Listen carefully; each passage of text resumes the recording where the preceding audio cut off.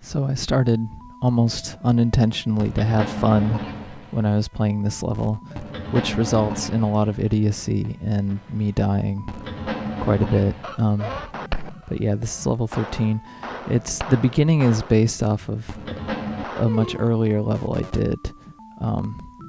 As are a few of the levels in here. I tried to remake older levels that I made that I lost from memory, but this music was actually sort of made almost to fit this level in particular, or the early version of this level. So it was interesting to think about.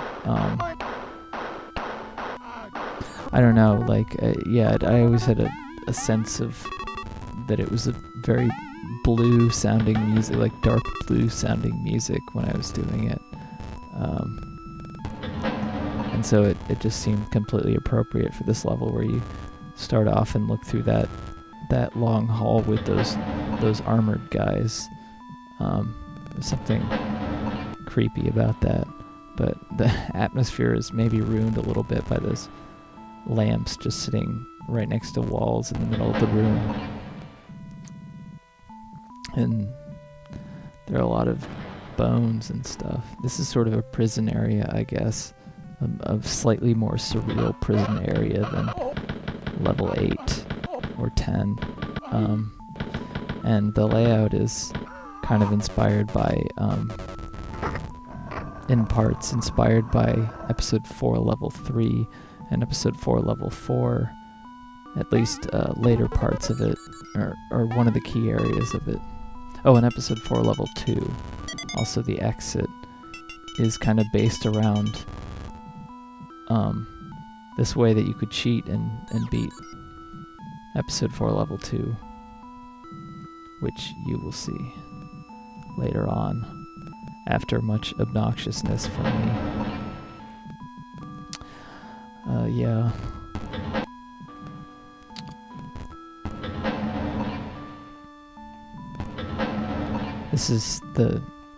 This room is the back end of a secret, which is not really a secret. It's you get the gold key right at the beginning if you go through. If you go straight at the beginning, where the area where there's a swastika in the lights, and the gold key is sitting right there. But the only place that is actually opened by the gold key is the secret. That secret. You don't actually need it to go anywhere, and there's a door directly sort of parallel to the gold key that can't be opened at all. That was kind of like my joke or switcheroo or whatever you want to call it. This room is very strange. I don't know what my thinking was here. You think, there's some treasure or health in it or something. Here I'm just being... There's something really surreal about this game.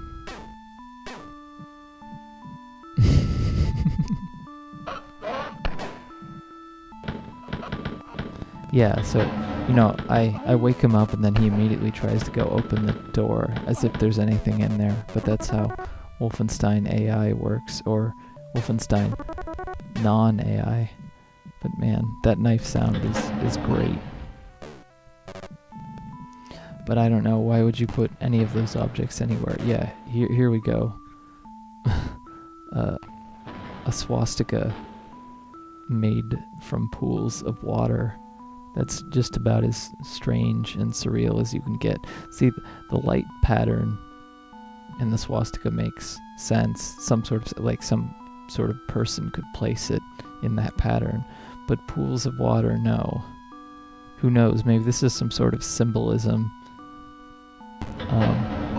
I actually did have this inkling that, that there was a sort of symbolism that you could do with objects, and sometimes placed objects in weird ways, thinking, it was symbolic of something, but I wasn't sure exactly what. But maybe it was just the surrealness of it.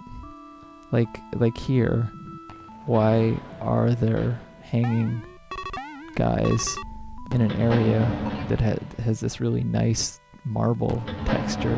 I have no idea. It's like symbolism, I guess. It's sort of the contrasts of this game, you know, where there are some normal feeling areas and then there's this just really strange, grotesque things. And I think maybe this level has at least a few things that like are very much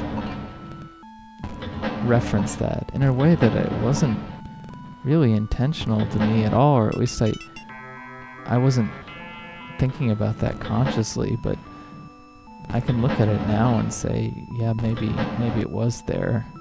Maybe it was thinking about that at some level. Because, you know, I can remember a lot about the making of this, but some of it is a mystery still. Exactly what my thinking was.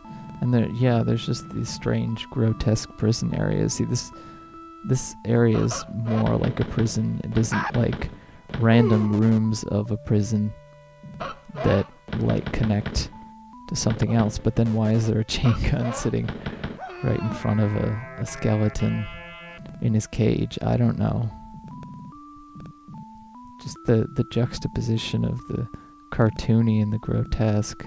I know that, you know, the more grotesque stuff was probably all Adrian Carmick, because, you know, he was so happy to work on Doom, and that was his thing. And this is sort of somewhere in between where he has to do these more realistic or more cartoony things.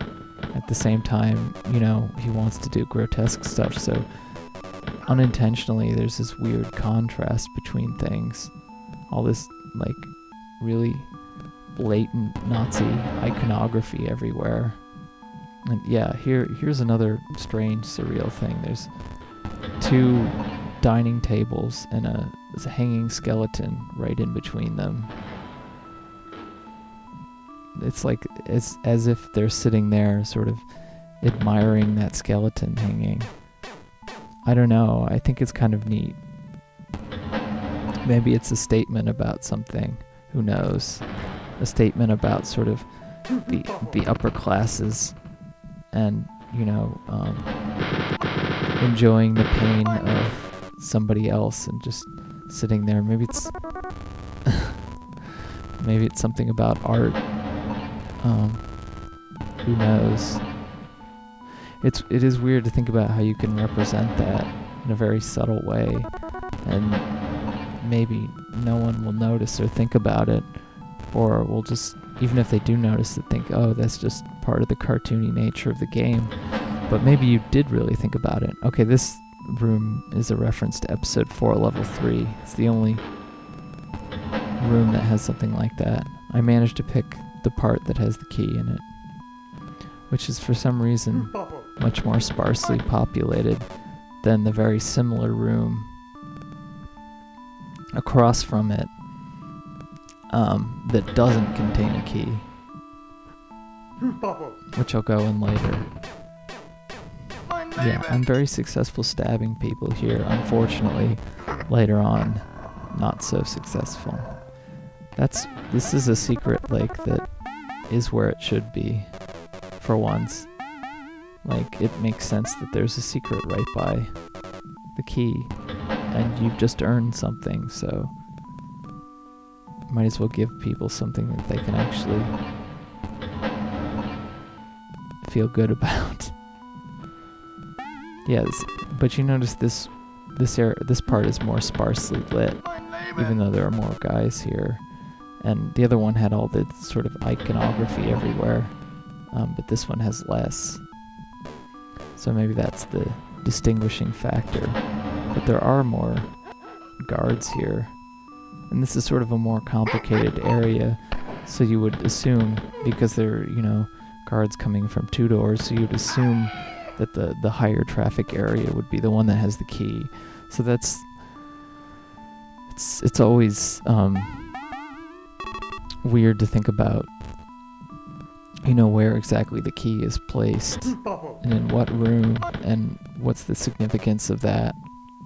Why are there more high traffic places that, don't have the key, but sort of more obscure, out of the way places maybe? Not in this map in particular, but in some maps, it's in a more obscure, out of the way place, especially in the original Wolfenstein.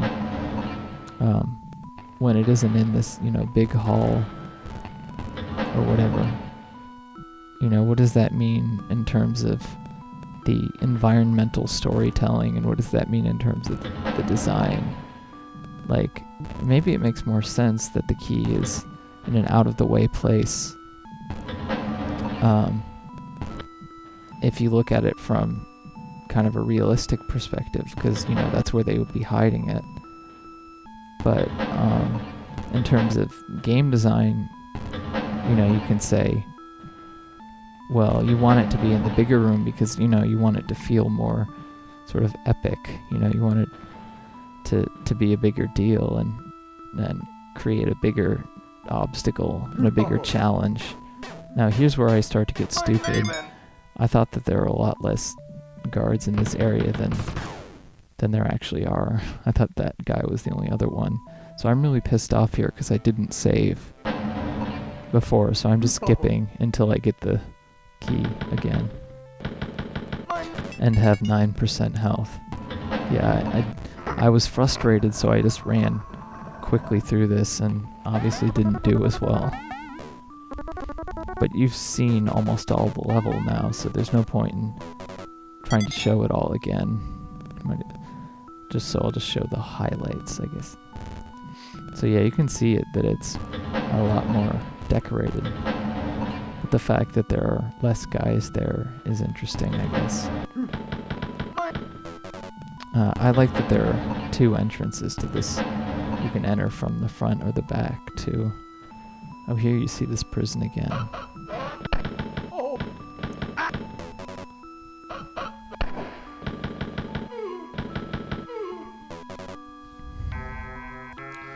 Maybe this, like I said, I assigned music based on how I felt about levels, so maybe this, the name of this music I called like a dark mystery, because a dark secret was the name of episode 4, and I did think about it in those terms. There's this sort of like this secret that you don't know about that you're trying to figure out, and I guess in story terms, that dark secret that it's referring to is just like, the Holocaust or whatever, and that's sort of what you discover in the 5th level in episode 4, which is maybe my favorite Wolfenstein level, and I wrote this big long article about it, but chronologically it's the first episode, and that's the first time that you would have seen, the really grotesque things. So you can almost think about that episode from the perspective of, like making some sort of statement about, these surfaces of fascism and of the whole Nazi world. And then, what was actually going on underneath, which was revealed later on, but we didn't know at the time, and no one could have, well, people certainly could have, but people wanted to ignore it until it was, shoved in their face, and now, we can never, no one can ever live something like that down. So, I don't know, you think that that's a really strange or overanalyzing observation to make about like a cartoony video game, but it's kind of there, there's something there, and you can't rule it out, that sort of interpretation, because episode 4 in particular is the one that strikes me as the most surreal and strange, and the fact that it's like the first one chronologically, and it would be, where your character is sort of finding out all these things about, the Nazi world infiltrating the castle for the first time. Oh, here's the secret that's a reference to episode 4 level 2. You can get those guards to open the door by alerting them, but you can't actually open that door with the key that you have. So either you have to do that, or you have to go through a secret, which I'm going to try to go through, but I let that SS guard shoot me in the face, and I don't know where health is back in the other part of the level, so I just try to handle it with 7%, and you can watch how well that ends up. Some people were really confused about how to beat this, but I thought it was pretty easy to figure out. I mean, but, in the case that,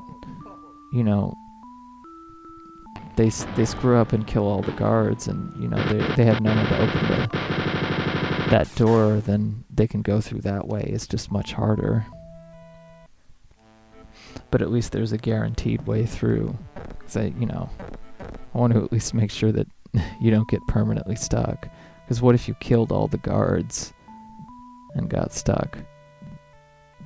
Of course, yeah, like let's say that secret wasn't there and you killed all the guards and you got stuck.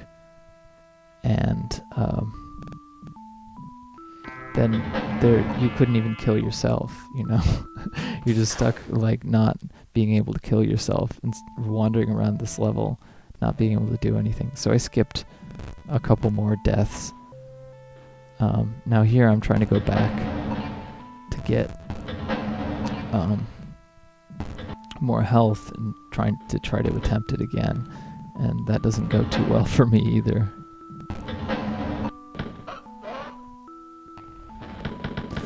But yeah, this is one that was one of my favorite levels at the time, and maybe thinking about it now, it was because of that surrealness and the music sort of syncing to that, and even though it's not as notable or impressive design-wise, there was something kind of slightly more subtle and deeper that was in it that I couldn't understand or articulate, but was there, even if only in small chunks, it was there. So here I just exit. This is you come out of the other end of the secret normally, but you can hit that secret door and get the extra life. I could have tried to go back through with my 100%, but it would have defeated the purpose of trying to go in the secret because I couldn't have gone back through that way. But anyway, I will see you guys later.